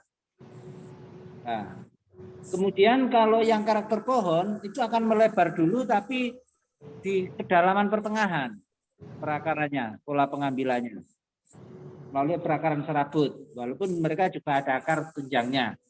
Kemudian untuk perdu itu di lapisan atasnya pohon, itu mereka akan mengambil hara. Kemudian semak itu di lapisan paling atas. Jadi sebenarnya dengan konstruksi atau desain yang ada di Miyawaki ini kita tidak perlu membagi ruang, memangkas dan lain sebagainya. Kita bagi ruang itu termasuk area dia mengambil hara, area dia mengambil pencahayaan. Rasa dengan desain yang benar, otomatis itu tidak perlu ada yang namanya perpesan dan lain sebagainya. Ini nir perawatan, jadi kita benar-benar mengadopsi perilaku hutan. Serta yang perlu saya sampaikan untuk pertanyaannya Kang Edi. Jadi dengan desain yang tepat, desain yang benar, hara itu akan terbagi di masing-masing lapisan. Baik, terima kasih. Mungkin sebelum Pak Ahmad ya, saya menyusul satu pertanyaan, Pak Sabtoyo, boleh ya? Apakah ada penanaman itu dari semua strata itu bersamaan, ataukah memang ada kemudian tanaman untuk kanopi ditanam lebih dulu, atau justru yang tanaman yang strata di bawahnya yang lebih dulu, atau itu ada pengaturan seperti itu, atau bisa ditanam seragam selagi desainnya sudah tepat begitu? Seragam, Mas. Kita menanamnya seragam. Nanti itu yang akan tumbuh tinggi duluan itu nanti semak malah. Jadi setelah semak, memang kita tanamnya bersamaan. Tapi dalam pengamatan saya, yang tumbuh duluan itu semak. Semak itu paling cepat melilir dulu gitu ya. Kemudian mereka akan dominan tumbuh dulu. Kemudian nanti perdu akan menyusul. Karena semak ini ketinggian tertentu mereka akan stuck, berhenti. Baru perdu ini nyalip gini. Nah, Setelah nyalip nanti selanjutnya pohon. Pohon itu belakangan. Mereka akan keteduhan dulu oleh semak dan perdu. Tapi ini kan si perdu dalam ketinggian tertentu mereka stuck. Maka ini akan nyalip gini.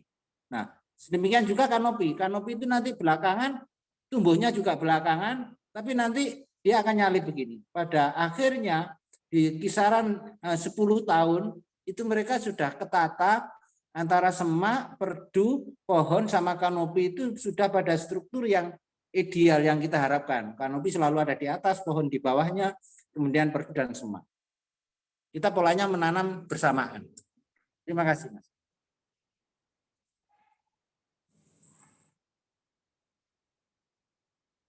Ya, terima kasih Pak Sabtoyo. Ya, terima kasih Pak Sabtoyo, luar biasa sekali pengetahuannya. Silakan Pak Ahmad, mungkin nanti juga saya undang Pak Sabtoyo ini dalam konteks bagaimana penyusunan RKPS di dalam perhutanan sosial ini. Silakan lebih dulu ke Pak Ahmad, monggo. Baik, terima kasih Pak Edi. Kalau kita berbicara masalah kelestarian, tidak hanya kelestarian hasil dalam bentuk produk kayu, pelestarian ekosistem, maka namanya perencanaan itu adalah keniscayaan, harus dibuat. Ya, misalnya juga kalau seandainya misalnya produk kita juga akan diekspor oleh pengguna kita, maka user itu akan meminta misalnya seperti sertifikasi yang dilakukan oleh FSC segala macam seperti itu mereka minta, sehingga RKPS itu wajib dibuat. Pertanyaannya adalah bagaimana sekarang KTH punya kapabilitas atau tidak? Nah, mudah sebenarnya hanya masalah di situ. Ya, kita bersedia untuk memberikan pelatihan kepada mereka, atau kami juga dari si perguruan tinggi bisa membantu, misalnya mengirimkan mahasiswa untuk membantu, misalnya dalam konteks menyusun bagaimana kita membuat logging plan, ya, dari lahan tersebut, ya, itu bisa kita. Jadi kalau seandainya seperti itu sebenarnya banyak peluang yang bisa kita kerjakan. Seandainya untuk misalnya kalau seandainya KTH-nya misalnya tidak memiliki staf yang kapabel atau bagaimana, kita bisa menyiapkan pelatihan untuk itu. Atau kalau tidak kita bisa mengirim mahasiswa untuk membuatkan logging plan yang tentu ya kegiatan-kegiatan inventarisasi adalah mutlak dilakukan. Ya, bagaimana juga RKPS adalah dokumen resmi yang selalu harus diawali kalau kita menuju kepada pengelolaan hutan yang lestari. Tanpa perencanaan nggak akan mungkin kita lestari. Dari aspek itu sendiri kita sudah gugur nanti. Demikian Pak Edi. Baik, terima kasih Pak Ahmad. Saya mengundang Mas Irut, mungkin ada tanggapan ataupun menjawab pertanyaan saya, ataupun mungkin memberikan tanggapan atas apa yang disampaikan oleh Pak Sabtoyo ataupun Pak Ahmad tadi untuk menjawab beberapa hal problematis yang dirasakan teman-teman di kelompok taninya Pak Irut. Silakan Pak Irut, monggo. Sambil menunggu teman-teman yang lain untuk raise hand. Ya, terima kasih Bang. Mungkin yang di Mbak Sabtoyo itu juga masuk ya, karena di kawasan kami juga ada hutan lindung yang nantinya bagaimana bersama-sama agar masyarakat mau menanam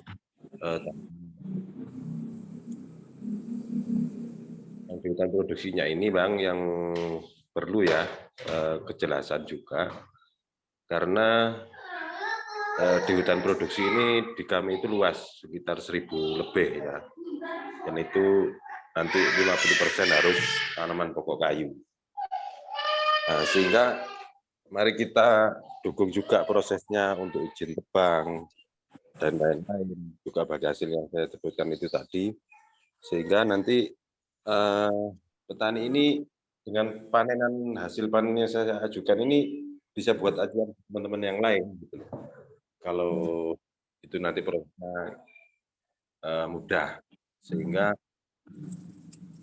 Bang Roni, mari bersama-sama untuk proses transformasi ini betul-betul dikawal ya, karena harapan kami proses tebang di lapangan sesuai. Dan Nanti kalau memang ada transformasi yang baru itu nanti kita serah yang 30%-nya. Itu karena di lapangan Kang, itu dampak ya. Nanti kalau ini gagal sehingga nanti jangankan kita bisa menanam, mengajak pun nanti petani enggak. Kalau ini sukses, insya Allah saya yakin kami 50% tanaman saya bisa.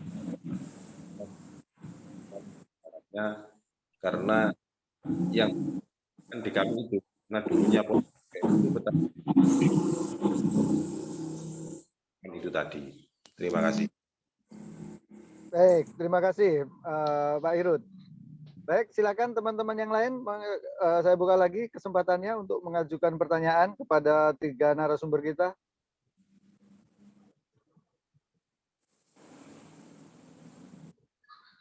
Ada, Mbak Ika? Belum ada lagi. Sepertinya kalau saya sendiri juga menjadi pengetahuan baru juga, apalagi tadi Pak Sabtoyo sangat detail menjelaskan dari awal gitu ya. Kemudian disambung Pak Ahmad Budiaman juga sangat jelas begitu. Jadi sepertinya teman-teman juga paham gitu. Apalagi ditambah pengalaman Pak Irut. Ini nanti mungkin ada tindak lanjutnya juga nanti ke depannya untuk supaya petani-petani seperti Pak Irut ini mendapatkan solusi yang baik dan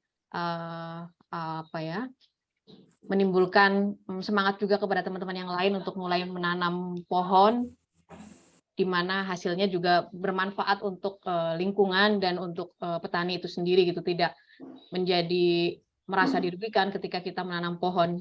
Itu sih kalau dari saya. Mungkin pandangan teman-teman yang lain pun sama begitu sehingga tidak berkomentar. Oke, mungkin ada sedikit baik ya. Silakan Pak Roni. Oke, terima kasih. Saya menarik sekali itu apa yang disampaikan Mas Irut ya. Sebetulnya dari kemarin itu memang sudah menyampaikan ke saya bahwa mau ada pemanenan.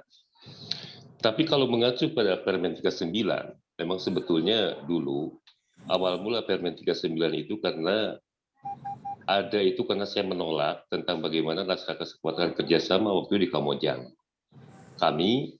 Saya bilang perusahaan sosial ini yang inginkan adalah di mana petani menjadi pelaku utama gitu.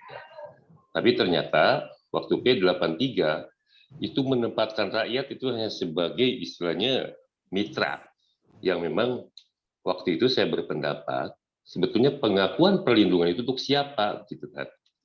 Nah akhirnya waktu itu naskah kesepakatan saya tidak tantangani, kemudian juga akhirnya seminggu kemudian baru lahirlah P39.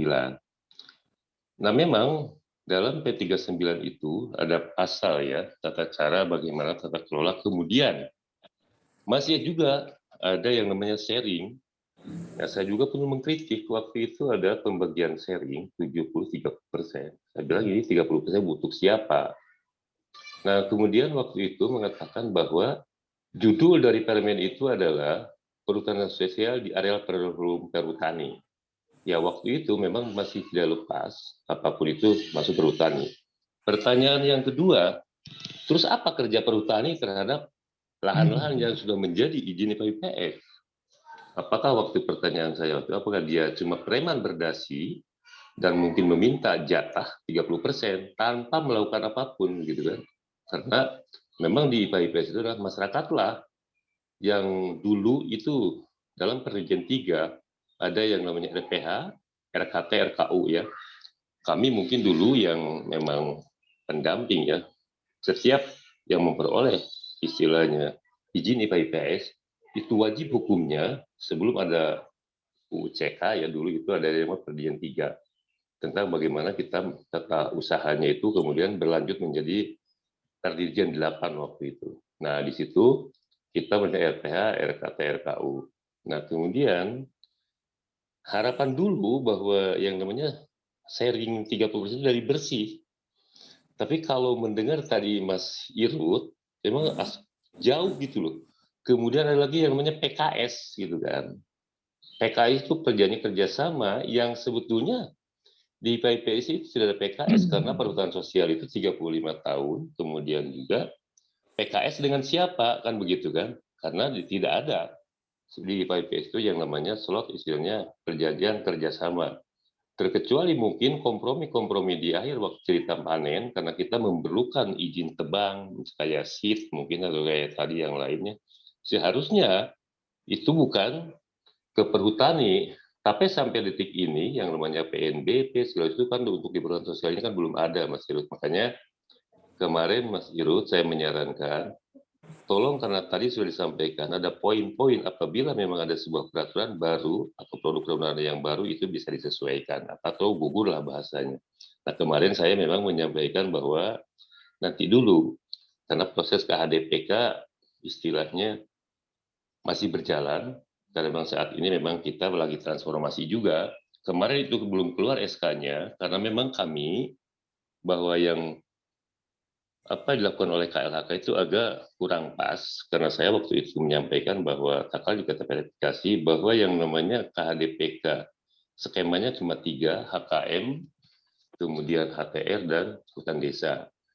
Nah dari 3 skema ini itu tidak ada yang mencantumkan bahwa luasan itu lebih dari 1.000. Kemudian kalau misalkan lebih dari 300 penggarap itu kan kewajiban kita gapoktan.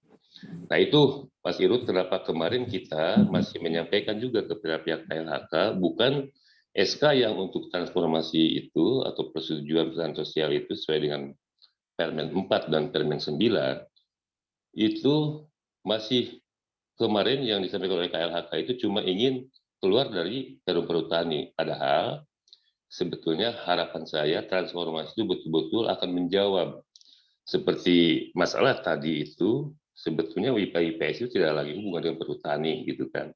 Tapi faktanya tetap bahwa masyarakat memang belum begitu paham ya dengan adanya istilahnya regulasi itu. Nah mudah-mudahan ini pengalaman bagi kita semua dan pengetahuan bahwa nanti kalau misalkan ada lagi istilah kejadian seperti ini nanti rekan-rekan pendamping pun memang harus bisa memberikan arahan dan pengetahuan bagaimana tata cara istilahnya penebangan pemainan tadi sehingga betul-betul bahwa masyarakat tidak merasakan juga hasilnya begitu kan padahal dia berjuang sampai 6 tahun gitu kan. Nah, kemudian di akhir cerita ada lagi cerita-cerita sharing kan begitu kan tanpa apa sebetulnya bahwa kewajibannya juga sama sebetulnya seharusnya memberikan istilahnya apa memberikan pelatihan, kemudian mendampingi perhutani pun kalau memang ingin seperti itu. Nah mungkin ini pengalaman Mas Irut, mudah-mudahan nanti bahwa dengan KHDPK inilah kita bisa, jadi masyarakat nanti bersama-sama kita sosialisasi tentang bagaimana tata kelola hutan ke depan setelah nanti lahirnya KHDPK ini. Yang saat ini memang kita ada 123 Pak Jampes ya yang sedang divalidasi ya, kemudian diverifikasi sehingga ditambah lagi 28 yang transformasi yang mudah-mudahan bahwa kemarin SK-nya katanya sudah dicetak katanya untuk yang transformasi tapi saya minta ada sebuah perbaikan ya karena memang jangan sampai bahwa SK persetujuan pengelolaan perhutanan sosial itu cuma memindahkan duplikat dari SK IPA-IPS ataupun perintah ke SK HKM atau HD tapi paling tidak harus mengikuti kaidah-kaidah yang berlaku di Permen 9 ataupun Permen 4 sehingga tidak ada lagi permasalahan-permasalahan seperti Mas Inu, Mas Irut tadi yang disampaikan. Nah tenang Mas Irut, jangan sampai nanti bahwa masyarakat istilahnya ogah menanam pohon, itulah salah satu konsekuensi kita bagaimana masyarakat juga paham tentang regulasi yang baru nanti, kemudian juga bagaimana tata cara kelola hutan yang baik dan benar sehingga dari berbagai aspek kelestarian, ekonomi dan sosialnya bisa didapat. Itu saja mungkin bagi kami Mas Jampes dan kawan-kawan ya yang dapat disampaikan. Baik, terima kasih Terima Pak kasih. Roni. Mas Jampes, maaf ada pertanyaan di chat. Silakan dibacakan Mbak Ika. Ya. Yang pertama dari Mas Catur, kalau dihitung Pak Irut berapa sengon per hektar per tahun? Kemudian yang kedua dari Pak Hairil Adi CDK 1 Jawa Tengah, bagaimana dengan kewajiban IPHPS membayar PBB dan PNBP sudah dibayar atau belum? Mbok jangan tuding pihak lain sebagai preman berdasi, itu bisa dianggap fitnah begitu. Silahkan. Silakan Pak Irut dijawab pertanyaannya. Yang pertama Pak Irut mungkin, yang kedua mungkin yang lain atau Pak Roni bisa menanggapi. Oke, yang tadi dari CDK akan saya jawab ya. Itu di Jawa Tengah, itu PBB itu sudah pernah dibayar. Ya, PBB ataupun PNBP di Jawa Tengah itu ya. Itu yang dilakukan oleh kawan-kawan waktu tahun 2020, kemudian 2021 ya. Tapi dengan lahirnya kemarin UCK, itu semuanya tidak boleh. Karena ada isunya free rider itu gitu kan. Nah kemudian bahwa di IPS itu sebetulnya dari dulu sampai sekarang PNBP dan PBB itu belum ada ketentuannya, begitu ya.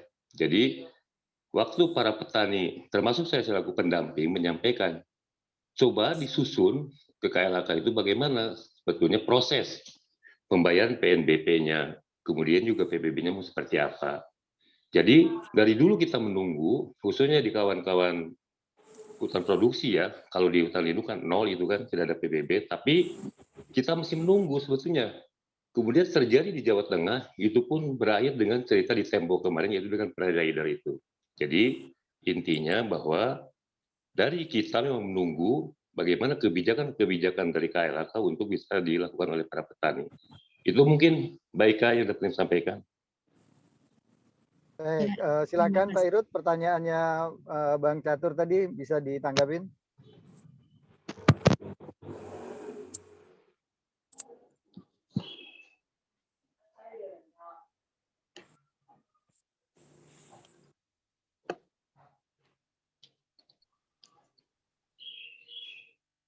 Pak Irut.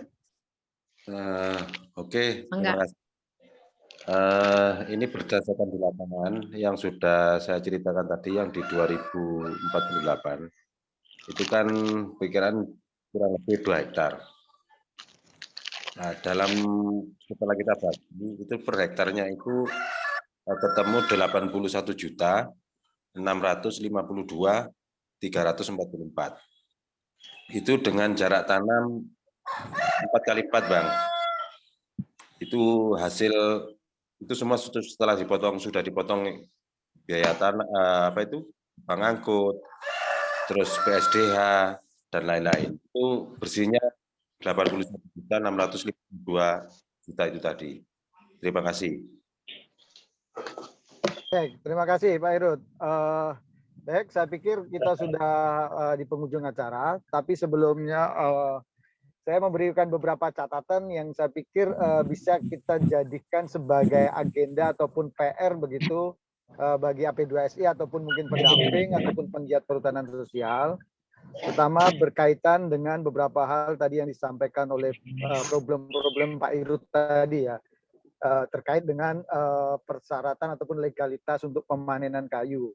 Tentunya kalau perhutanan sosial ini diberlakukan sebagaimana aturan yang ada sekarang, itu menjadi sangat tidak ekonomis begitu, karena harus menyiapkan tenaga teknis yang itu harus melalui pelatihan yang tidak sedikit biayanya begitu. Kemudian ada juga beberapa kewajiban-kewajiban yang itu tadi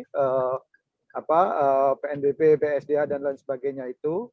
Walaupun untuk sampai saat ini kalau kita mengikuti beberapa pernyataan dari Kementerian Kehutanan sejauh ini masih belum dikenakan kewajiban tersebut, tapi ke depan tentunya perlu dikalkulasi ulang karena bagaimanapun juga kalau kita melihat sejarah ataupun perkembangan PS di Jawa itu kan lebih banyak pada wilayah-wilayah yang kritis gitu ya, sehingga semestinya saat ini lebih banyak membutuhkan insentif untuk masyarakat berbondong-bondong mau merehabilitasi kawasan hutan di sekitarnya ataupun di areal perhutanan sosialnya dari tanah-tanah gundul menjadi tanah-tanah yang kembali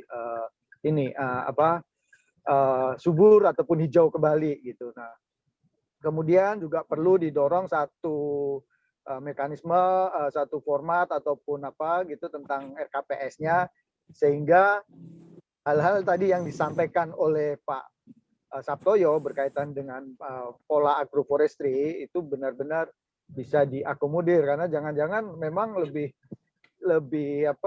menguntungkan begitu perhutanan sosial itu tidak ditujukan untuk produksi kayu secara besar-besaran. Siapa tahu justru menggunakan pendekatan yang tebang putus saja itu malah lebih menguntungkan bagi petani dan juga lebih berkontribusi bagi lingkungan begitu. Saya pikir ini yang perlu nanti menjadi bahan komunikasi ataupun advokasi lebih lanjut kepada pemegang ataupun Kementerian Kehutanan sebagai ini pengatur atau kebijakan begitu ya, supaya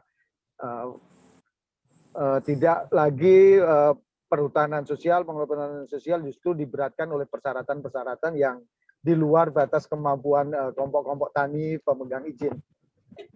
Itu saya pikir sedikit catatan akhir dari saya. Kurang lebihnya di dalam memandu diskusi ini saya mohon maaf sebesar-besarnya. Saya kembalikan kepada Mbak Ika sebagai pemilik forum untuk mungkin menutup ataupun membuat closing statement. Silakan Mbak Ika. Assalamualaikum warahmatullahi wabarakatuh. Waalaikumsalam warahmatullahi wabarakatuh. Ya, terima kasih sekali Mas Jampes. Kalau tadi malahan sudah dirangkum semua oleh Mas Jampes tentang rencana sebaiknya rencana tindak lanjut ke depannya seperti apa begitu ya. Jadi kalau dari saya sih sudah cukup jelas semuanya, sudah sudah cukuplah diskusi kita hari ini, dan tadi rencana tindak lanjutnya semoga kita bisa tindak lanjuti bersama, kemudian tentang pengawasan juga kita bisa lakukan secara bersama sehingga program perhutanan sosial ini bisa berjalan dengan lebih baik lagi. Mungkin Pak Roni akan menutup kegiatan kita, diskusi kita hari ini. Dipersilahkan Pak Roni.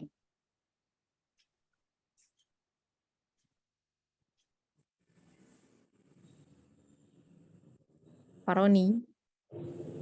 Siap. Aku lagi di jalan nih. Baik, ya. Oke. 1 menit lagi Pak Roni, dipersilakan. Gimana? Apa pertanyaan tadi? Menutup kegiatan kita hari ini atau ada closing statement dari Pak Roni, dipersilakan. Oke, siap. Terima kasih atas segala perhatiannya, kemudian telah mengikuti acara kami tentang serial diskusi ini. Jadi alhamdulillah bahwa telah berjalan dengan baik. Kemudian mudah-mudahan juga bahwa ilmu pengetahuan tadi begitu berharga sekali dari Pak Ahmad Budiawan, Pak Sabtoyo, dari Pak Irut, itu sebagai pengalaman yang berharga sekali untuk kita praktekkan, di mana mungkin ada sebuah kesamaan yang pengelola yang lain, baik di Pulau Jawa ataupun di pulau-pulau lainnya. Kemudian mudah-mudahan bahwa nanti kita pun akan ada diskusi lagi serial yang berikutnya. Itu saja. Baikkan dari kami. Wabillahi taufiq wal hidayah. Wassalamualaikum warahmatullahi wabarakatuh. Waalaikumsalam warahmatullahi wabarakatuh. Terima kasih Pak Roni. Dan saya akhiri diskusi kita sore hari ini. Saya ucapkan terima kasih sekali lagi kepada Pak Ahmad Budiaman selaku narasumber, kemudian Pak Irut dan juga Pak Sabtoyo, dan sangat berterima kasih sekali juga kepada Mas Jampes yang walaupun sedang di perjalanan tapi menyempatkan untuk membantu kita memoderasi diskusi kita sore hari ini. Terima kasih, diskusi kita sudah berjalan dengan lancar. Kita tutup. Wassalamualaikum warahmatullahi wabarakatuh. Waalaikumsalam warahmatullahi wabarakatuh. Saya pamit live dari terima kasih Pak. Mari sama-sama. Pak Roni, kayaknya P2SI juga perlu nih bikin pelatihan khusus yang materinya Pak Sabtoyo itu diperdalam nih. Siap. Ya nih, kurang bagaimana tadi itu memperlakukan tanah itu luar biasa itu kalau diperdalam lagi itu. Ya. Betul, luar biasa sekali. Gimana Pak Sabtoyo, sanggup kan? Siap. Karena itu Pak Ahmad juga ya, Pak Ahmad juga siap. Iya, Pak Ahmad juga. Nanti ada sesi pelatihan khusus untuk pemanenan supaya ini itu tadi. Ya, boleh. Oke. Terima